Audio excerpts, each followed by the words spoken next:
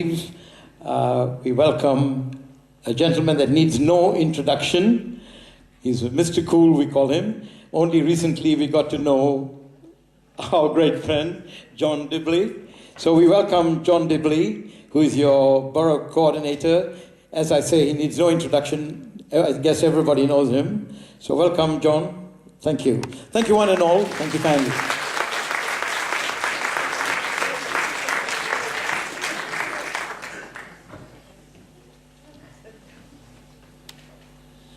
Good evening, everybody. First of all, let's make sure you can all hear me. Is that okay for for you at the back? No. Okay. I'm sure you're all very glad to... You'll have to speak into the mic. Will you speak into, yeah, we can't hear you, John. So. Okay, sorry. Are you okay? That better? Okay. I'm sure you're all very anxious to... I'd be very anxious to hear my contribution tonight, mainly because I'm last on the bill, which means that as soon as I finish, you can pop home for your cocoa and biscuits and get to bed. Or if you're like me, catch the last couple of hours of the Ryder Cup on Sky Sports, which I hope to do. A little bit about my background. I started out as Neighbourhood Watch Coordinator for, as you are, for Royal Avenue and Drumline Ridge, just a couple of streets. And I did this for a couple of years or so, and I'm still basically in that capacity. But I used to receive the emails from the Ringmaster system, which has now been superseded from Surrey Police. And I used to collate these onto a 2-page note, which I then printed off and distributed to 41 households in those 2 streets. More recently, I became Neighbourhood Watch Coordinator for Cullington Residents Association when the Roy Andrews left to move to Essex a couple of years ago. Well, in fact, it's more like 4 years ago now. So I'm now Neighbourhood Watch Coordinator for the Residents Association, and in that capacity, I report on Neighbourhood Watch matters at each of our monthly meetings, and probably there's a number of you here that have attended those meetings, and you're probably very familiar with my face. The other thing I do is write a column for the Cullingtonian, which is the RA's magazine, which comes out 4 times a year. This is not a very useful way of disseminating Neighbourhood Watch information because it's far too late. At a 3-monthly interval, that's far too long for Neighbourhood Watch matters to be of any real effect. It's much more effective to distribute Neighbourhood Watch information by email. And in that context, I have a database of some 250 members of the Residents Association who I regularly send out emails to. And I receive emails from Surrey Police, from Fru and from Sam. I also receive emails from Surrey Trading Standards, which are extremely useful. And these I pass on to the 250 members on my database. That database is extraordinarily useful because not only do I send out emails to them, but they respond to me with information about what is going on or what they've noticed going on in their street or area. If they get suspicious phone calls or suspicious emails or callers at the door, or if they see somebody acting suspiciously in their street, they often let me know, and I pass this information on if it's relevant and of immediate concern. I can pass this on immediately within minutes to 250 people. I have asked each of those persons if they would print off copies or make copies of my emails like half a dozen copies each and distribute these to their friends and neighbours because in that way we can then reach virtually all of the members of the RA, which number about 1,400. I'm not sure if they're actually doing that, but that is what I have asked them to do. There's probably a number of you here tonight who are already on my email database, so you know how the system operates.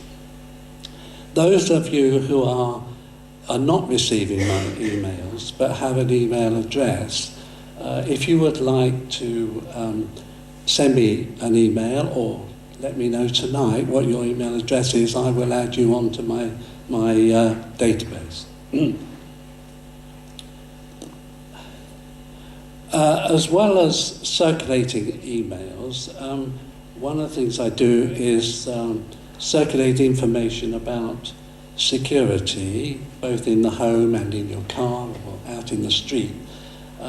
We have had a number of instances where people have reported things happening, like being locked out of their homes, and I hear a lot of stories about people going out shopping or even going on holiday and leaving doors unlocked or even front doors open, would you believe it, and then going off on holiday. Now, we have all done this sort of thing,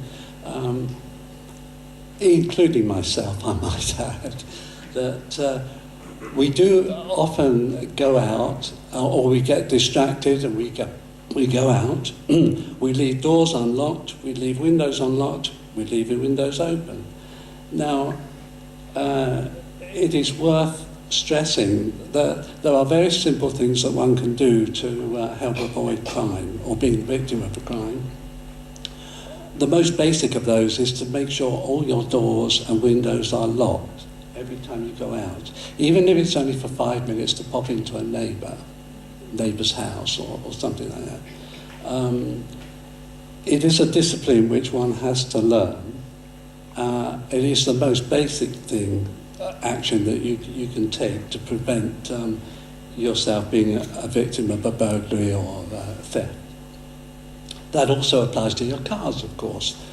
So many people park their cars and leave them unlocked, pop into a shop, come out and then find something's gone. If you're driving along the street, particularly if you're a lone driver, especially a woman, it is a good idea to keep the rear doors of your car locked at all times, because there are so many instances where women leave shopping or handbags on the rear seat, and if they pull up at a traffic light, somebody can open the rear door, take your handbag or the items and run off. There's nothing you can do about it. So it's a very simple thing. Keep the rear doors of your cars locked whilst you're driving, especially if you're alone. The other risk is that somebody can always get into the rear seat of your car and then threaten you with a knife or something from the back seat. Again, there is nothing you can do to resist that. So there are simple things like this, precautions that one can take to protect yourself. Now, at the beginning of this year, I was asked by Fru if I would act as the Epsom Ewell representative on the Surrey Neighbourhood Watch panel, which is a committee consisting of representatives from all the major towns and boroughs in Surrey. And we meet every 3 months at the Surrey Police Headquarters in Guildford at Mount Brown. And we discuss all sorts of issues of common interest to everybody. Now that's given me an insight into the state of Neighbourhood Watch in the county. And it has become clear to me that we are extremely fortunate in Cuddington and Stoneleigh and Oriel to have Dan Doherty and his team. It seems to me that we are in probably about the best position of all areas in Surrey, because we have such a very good relationship between our community police team and the residents. They are doing a magnificent job, and we should give them every support that we can. They have been extraordinarily active this year in going out and recruiting all you kind folk here, as well as others. And we seem now to have virtually a road neighbourhood watch coordinator in virtually every road and street in Cuddington, Stoneleigh and Oriel Park wards. This is virtually a unique achievement, and it's has only been by virtue of all the hard work that this team have put in this year. However, having said all of this, as Inspector Craig said earlier, the most important element of Neighbourhood Watch is you.